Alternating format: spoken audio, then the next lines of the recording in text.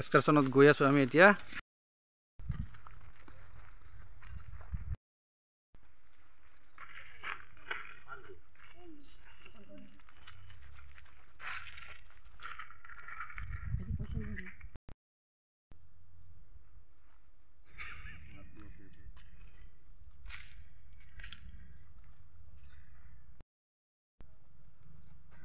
কিবা উঠছি তাকো ইমান লাগি আছে।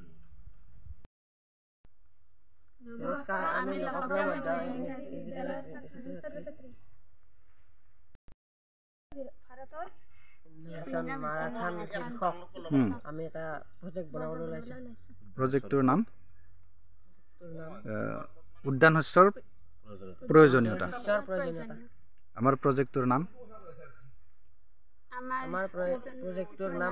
উদ্যান শস্যৰ প্ৰয়োজনীয়তা।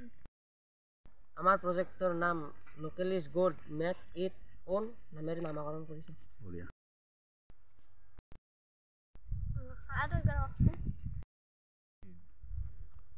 আমি ঘৰতে কৰিব পৰা উৎপাদনখিনি বেলেগৰ ওপৰত নিৰ্ভৰ কৰি আমাৰ নিজকে ক্ষতি সাধন কৰিছোঁ। কি ক্ষতি সাধন হৈছে?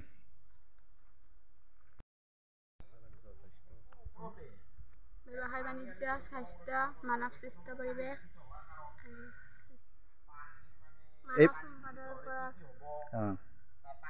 এইবিলাকৰ ওপৰতে ক্ষতি হৈছে।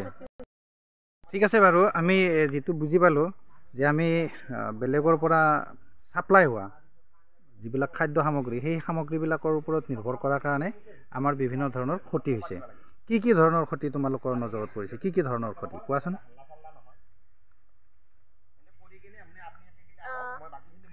ছাত্ৰ-ছাত্ৰীৰ ওপৰত ক্ষতি হৈছে, লোকেল মানুহখিনিৰ ওপৰত ক্ষতি হৈছে, ব্যৱসায়ীসকলৰ ক্ষতি হৈছে, খেতিয়কসকলৰ ক্ষতি হৈছে, চাকৰিয়ালসকলৰ ক্ষতি হৈছে। আৰু অৰ্থনৈতিকভাৱে ছাত্ৰ-ছাত্ৰীসকলৰ ক্ষতি হৈছে। অৰ্থনৈতিকভাৱে ক্ষতি হৈছে নে নাই? অৰ্থনৈতিকভাৱেও ক্ষতি হৈছে।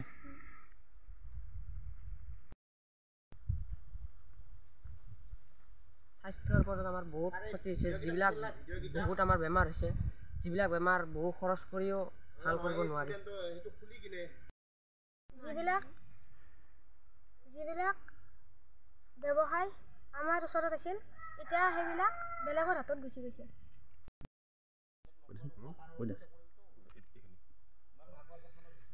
আমি এতিয়া বেলেগৰ ওপৰত নিৰ্ভৰ কৰিব লগা হ'ল। বেলেগৰ ওপৰত নিৰ্ভৰ কৰাৰ কাৰণে আমাৰ যিখিনি লোকেল খেতি হওক বা লোকেল যিখিনি কৰ্মী আছিল, এই মানুহখিনিৰ তাৰমানে যিটো নিজা স্কিল, যিটো কৰ্মদক্ষতা যিটো আছিল, এইটো নোহোৱা হৈ গৈছে। বেলেগৰ ওপৰত নিৰ্ভৰশীল হৈ নিজৰ দক্ষতাটো নিজে হেৰুৱাই পেলাইছে। এইটো প্ৰভাৱ। ইয়াৰ সমাধান কেনেদৰে কৰিম আমি কোৱাচোন? সমাধানৰ কৰিবলৈ হ'লে আমি কি কৰিব লাগিব? প্ৰথমতে আমি মনোযোগ আকৰ্ষণ কৰিব লাগিব। তাৰ 2 নম্বৰ, আমি হাতে কামে লাগিব লাগিব। ৰাইজৰ মাজত সজাগতা বৃদ্ধি কৰিব লাগিব আৰু আমাৰ কৰ্মদক্ষতাটো বঢ়োৱাত মন দিব লাগিব। আমি সকলোৱে নিজে নিজৰ ঘৰত খেতি কৰি ৰাসায়নিক সাৰৰ সলনি জৈৱিক সাৰ, যেনে গোবৰ সাৰ, কেঁচু সাৰ আদি ব্যৱহাৰ কৰি খেতি কৰিব পাৰোঁ। তাৰ ফলত আমাৰ কি হ'ব?